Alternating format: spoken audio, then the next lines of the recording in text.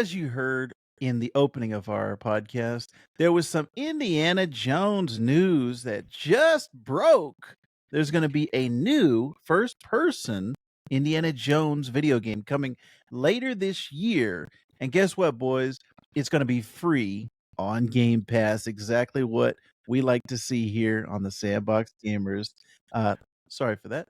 But this is going to be a big release, boys. Indiana Jones and the Great Circle. They put out a little behind the scenes package. Bethesda did, and I can play some of the footage while we're talking here. But this looks pretty good to me, boys. It looks like Tomb Raider slash Uncharted, but a first person version, which both of those were inspired by Indiana Jones.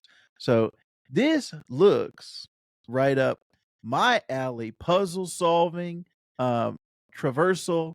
This looks like something that I'm going to be interested in. Even though I'm not the biggest Indiana Jones fan. I like Harrison Ford, but Indiana Jones was never my favorite Lucasfilm property growing up.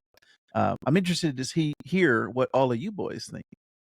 I think the game looks fantastic.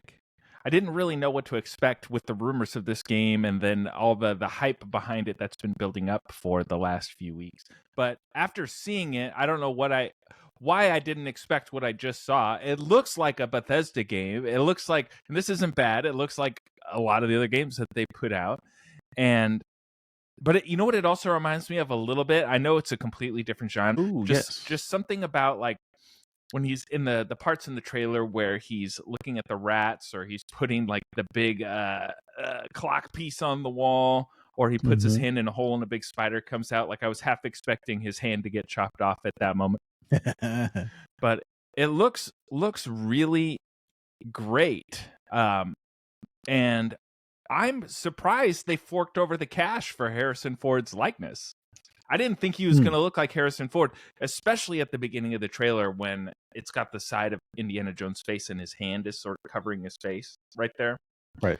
I was like, okay, who's this going to be? Am I going to be looking at Troy Baker's face? All right, come on. So first impression, it got me. It grabbed me by the shirt and it pulled me really close and it said, "You're going to play me." Yeah. And also, I got to say, kudos to Rob, because normally he makes the joke that he doesn't know who Troy Baker is, but this time he let it fly. He said Troy Baker. It just came right out the holster. All right, we have to start the podcast over. All right, let's get back to one. Yeah.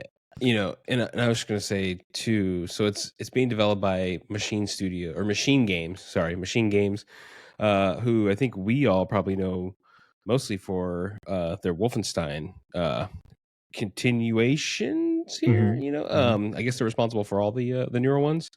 And I mean, I know me and Vactor, we played through co-op on one of those. I know we like that. I like the other ones around that as well. All great games. And this kind of looks like sort of an extension of that. Like this does not look too far off from what we played in those games. And so yeah, I think it looks great. And I think, you know, just more, you know, me and Vactor, we went and seen the latest Indiana Jones in the theater, and this is where I think video games can step in, right? Like that movie to me wasn't great. I mean, it was okay, I suppose. I didn't hate it, but this is where, you know, and like Rob said, the likeness, Harrison Ford's likeness should live on. You know, you can put these in video games now, you know. So I think it's just nice to see, I think, you know, a different version of that, but still it just feels good. Whereas, you know, in the Indy movie, when they show young Indy, it feels weird to me, you know, with his face being, you know, CGI or whatever. So yeah, I mean, I think this has I am on the hype train for this. Oh, dang. And I love the Wolfenstein games, and that's really what has, you know, triggers that. Like you said, I'm not really a like you, Vactor, I'm not a huge indie fan either. Like they're fine movies or whatever. I don't think, you know, I would enjoy them as much as like Star Wars or and stuff. But Yeah, I mean, this looks good. This looks like those games, but with this skin on it, and they have experience with Nazis, so they What? should have plenty. Yeah. I'm saying if Indy's battling the Nazis, Wolfenstein. That's the whole game. Just Yeah. saying. All right. It How should many be good. tickets? That wasn't a random call out, Rob, was it? Well, you mention them Invoking- every episode, so it's like an Easter egg counter. Wow. How many tickets to the hype train do you have, Johnny? Maybe one now because I didn't know this game existed until just this moment. Yeah. From what I saw, I really liked that shot. The one that caught my attention in the trailer that was playing on the page was the snowy rope bridge. That looked cool. Oh, Yes. You said this is Bethesda doing it, and Yes. it's going to be on Game Pass. That's tempting. I mean, get a month of Game Pass and play through it. Yes. I play on PC, and I've done the Game Pass on PC too. It's been pretty useful. I've done Sony's on PC too to play through the Final Fantasy remake. That was interesting, but yeah, it's worth a month of Game Pass at least, I'd say. Oh, Right, for yeah. sure. Yeah. Hopefully, it's not like a 7-hour game. I don't know, something about of course I don't know anything, I'm not an insider, but something about it just sort of screams short game to me. It's a scripted game. It's mostly linear, at least I can assume, because it's an Indiana Jones game, and it's not like the rest of Bethesda's library. But as long as the story is great and the action is in your face, I think despite it being a shorter game, it should be good. But I know that's what Vactor loves. Like Vactor eats those short games with a spoon. Yes. That's exactly. Yeah, and that's what the Wolfenstein games were very much. Were like a focused, maybe 8 to 10 hour, maybe depending on how crazy you went with like collectibles and stuff like that. Pretty linear story, and I mean when he picks up the hammer or whatever, the chisel thing in there, that is what looks like the Wolfenstein games to me. So yeah, this should not be. If it's in the same vein, it's going to be pretty straightforward, and yeah, totally worth a month of Game Pass. Just to run. And I would honestly recommend anybody here who has not played those Wolfenstein games to play those games. Those are extremely fun, in my opinion, especially if you like first-person shooters. I mean, those are quick. Vactor would love those games. They're quick, and they'll probably give you a feel for what this game is going to be. And I really like those. All right. And Troy Baker, the king of maybe the only video game voice actor that exists, of course, is playing Indiana Jones. I don't know why. Him and why the I'm one other surprised. guy. Yeah, him and the one other Nolan guy. North. Vactor knows. Yeah. I met both Troy Baker and Nolan North, and they were both nice. Yes, you say that every time. We mentioned it. Well, what did you think about his Indiana Jones voice? This is Joel from The Last of Us. What did you think about his Indiana Jones, or his Harrison Ford impression? I thought it was great. Yeah. I went into it knowing he was the voice, and I was like, all right, let's hear what this yokel came up with for Indiana Jones. But I thought it was pretty good. It was a little wobbly at times, but only because you're so used to hearing Harrison Ford, especially as Indiana Jones. So, but that being said, it's as good as, like, remember the Back to the Future Telltale game, like the guy doing Marty. Like it's as good as that. Right. I'll put it on. Yeah. That's fair. Yeah.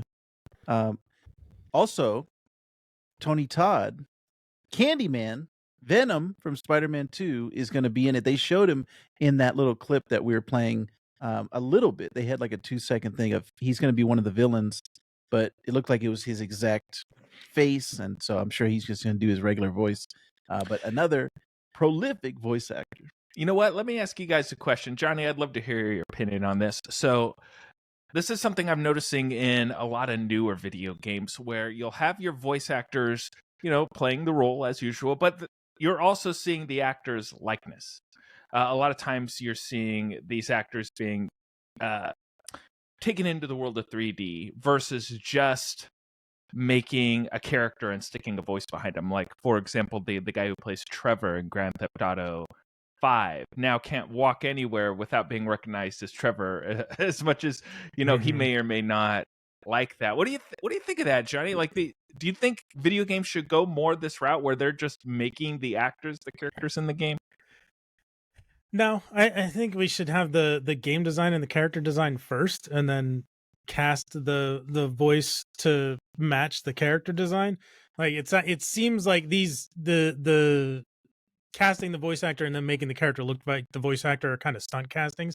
I don't know anybody who's gonna buy a video game, and I don't know if the companies don't realize this. Nobody's gonna buy a video game because XYZ is the voice of the character and the character looks like them. I don't. That's why people go see movies, because Dwayne the Rock Johnson is in this movie, so you're gonna go see it because you're a fan of the Rock.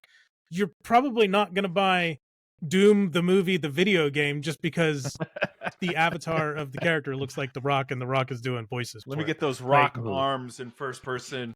That's what I need. So I think because it takes a little bit of and there's opinions left, right, and forward on video games as an art form, but it takes part of the art form of video games with character design away from it. Like, imagine if the new Final Fantasy game just used all the voice actors as the characters. I don't think it's going to have as deep a lore or world building and immersion as it does otherwise. That's a great point. All right, but Rob, I'm hyped for it. That guy that plays Marty McFly in that Back to the Future Telltale game, I was looking up his career because I haven't heard anything from him since, but he's actually voiced another Harrison Ford character, Han Solo, in the Lego Star Wars Holiday Special. What? And he also voiced Emmett. Chewie. We gotta go back. Chewie. He's actually had a lot of roles since then, and most recently Disney Speedstorm and God of War Ragnarok. But Han Solo might be his biggest one, and a couple Chris Pratt characters, Owen Grady from Jurassic World, and then Emmett Brakowski from the Lego Movie Part 2. He voiced both of those in addition to Marty McFly. So this AJ Lacascio, get your money, sir. Friend of the show. That's another AJ. thing about that. If you think, like, if they make the characters look like the voice actors, how many video game lead characters are going to look like Troy Baker, Mark Meer, and Jennifer Hale? Like, half the video game characters are going to look like the same person. Right. Yes, that is a great point.